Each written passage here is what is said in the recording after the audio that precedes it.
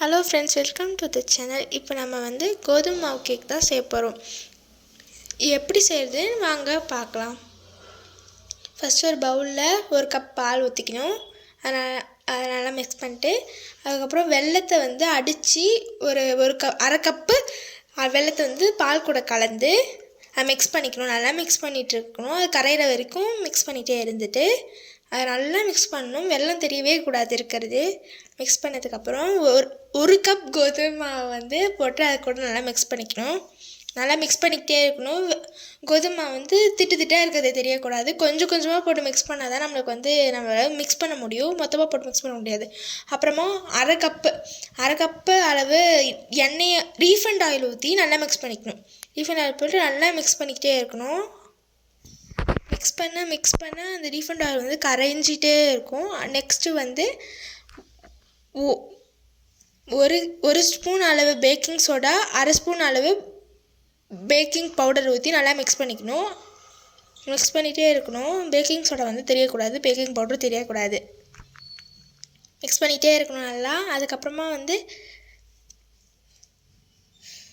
நல்லா மிக்ஸ் பண்ணிகிட்டே இருக்கணும். அதுக்கப்புறமா ஒரு ஸ்பூன் அளவு வெனிலா எசன்ஸ் ஊற்றிக்கணும்.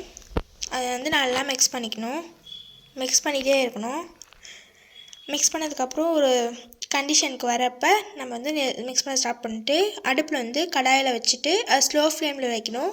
வச்சதுக்கப்புறம் குக்கரில் ஆயில் ஊற்றி நல்லா தடவிட்டு அதுக்கப்புறமா கோதுமை மாவை போட்டு நல்லா ஸ்ப்ரெட் பண்ணிக்கிட்டு அதுக்கப்புறமா நம்ம கிண்டி வச்ச மாவை கேக் மாவை ஊற்றி நல்லா தட்டிக்கணும். அப்போ தான் அந்த பபிள்ஸ்லாம் போயிடும். அதுக்கப்புறமா குக்கர் மூடியில் ரப்பர் மாதிரி இருக்கும், அதை கழட்டிட்டு அதை பூட்டிடணும் குக்கரை. அதுக்கப்புறமா குக்கரை எடுத்து அடுப்பு மேலே வச்சு அதை ஆன் பண்ணி ஸ்லோ ஃப்ளேமில் வைக்கணும். அதுக்கப்புறம் 45 மினிட்ஸ்க்கு அப்புறம் அதை ஓப்பன் பண்ணி எப்படி இருக்குன்னு பார்க்கணும். ஓப்பன் பண்ணிட்டு ஒரு நைஃப் இல்லைனா ஒரு டூத் பிக்கை வச்சு குத்தி பார்க்கணும். அது எப்படி இருக்குன்னு. ஒட்டலைனா தான் நம்ம கேக்கை எடுக்கணும். அதுக்கப்புறமா நம்ம கேக் செஞ்ச கடாயில் ஸ்டாண்ட் வச்சு தண்ணி ஊற்றிக்கணும். அதுக்கப்புறமா எங்களுக்கு பர்பன் பிஸ்கட் தான் கிடச்சிது. அதனால் பர்பன் பிஸ்கட்டில் ஒரு கிண்ணத்தில் க்ரீமை மட்டும் எடுத்துகிட்டு எல்லா க்ரீமையும் நாங்கள் எடுத்துக்கிட்டோம். எல்லா க்ரீமையும் எடுத்து அந்த ஸ்டாண்டில் வச்சுக்கணும். ஸ்லோ ஃப்ளேமில் வச்சு நல்லா மெல்ட் பண்ணணும். மெல்ட் பண்ணிகிட்டே இருக்கணும். மிக்ஸ் பண்ணால் தான் மெல்ட் ஆகும். அதனால் மிக்ஸ் பண்ணிகிட்டே மெல்ட் பண்ணணும். மெல்ட் ஆனதுக்கப்புறம் ஒரு கப்பில் தண்ணி ஊற்றிக்கிட்டு சுகர் 2 ஸ்பூன் போடுறோம். 2 ஸ்பூன் போட்டு நல்லா மிக்ஸ் பண்ணிக்கிறோம்.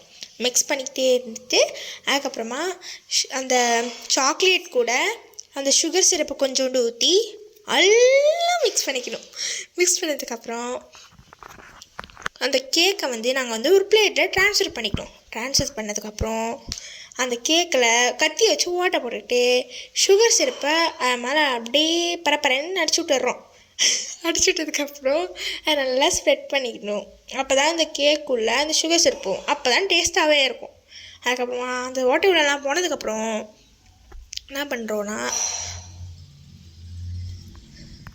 அதுக்கப்புறம் சாக்லேட் சிரப்பை நல்லா ஊற்றி அந்த ஓட்டை உள்ளலாம் போகிற அளவு அந்த ஓட்டை அதுக்கப்புறம் சாக்லேட் நல்லா ஸ்ப்ரெட் பண்ணி விட்டுக்கணும். ஸ்ப்ரெட் பண்ணிகிட்டே இருக்கணும், விடவே கூடாது. அப்போ தான் அந்த ஓட்டை உள்ளலாம் போயிட்டு நம்மளுக்கு கேக்கே ஒரு சாக்லேட்டியாக கிடைக்கும். அந்த சாக்லேட்டியாக கிடைக்கும் போது தான் நம்மளுக்கு அந்த சிரப்லாம் உள்ளே போயிட்டு கேக் நல்லா ப்ளஃபியாக பில்லோ மாதிரி கிடைக்கும். பில்லோ சாஃப்டாக கிடைக்கும். அப்புறம் ஒரு பாதாம் எடுத்து துருவல் வச்சு துருவிக்கணும். டெக்கரேஷனுக்காக துருவல் வச்சு துருவினதுக்கப்புறம் நல்லா துருவிக்கணும். ஒரு பாதாம் பூ, ஏன்னா டேஸ்ட் நம்மளுக்கு கலைஞ்சிடும். அதுக்கப்புறமா நாங்கள் டெக்கரேஷனுக்காக பர்பன் பிஸ்கெட்டை ஒரு பீஸ் எடுத்து அதெல்லாம் நல்லா உடச்சி தூளாக போட்டுக்கிட்டு இருக்கோம் மேலே டெக்கரேஷனுக்காக. போட்டு முடிச்சதுக்கப்புறம் கேக் பாதி ரெடி ஆகிடுச்சு. அதுக்கப்புறமா அந்த சாக்லேட் சிரப் மீதி இருந்ததை மேலே சும்மா ஊற்றி விட்டுக்கிறோம். ஊற்றி விட்டால் தான் கொஞ்சம் டெக்கரேஷனாக அட்ராக்டிவாக தெரியும். அதனால் ஊற்றி விட்டுட்டு அந்த கேக் ஃபைனலாக ஃபினிஷ் ஆகிடுச்சு. இருந்தாலும் நான் ஒன்று பண்ணியிருக்கேன். அதை பர்பன் பிஸ்கெட்டை 3 இடத்துல சொறி வச்சுருக்கேன்.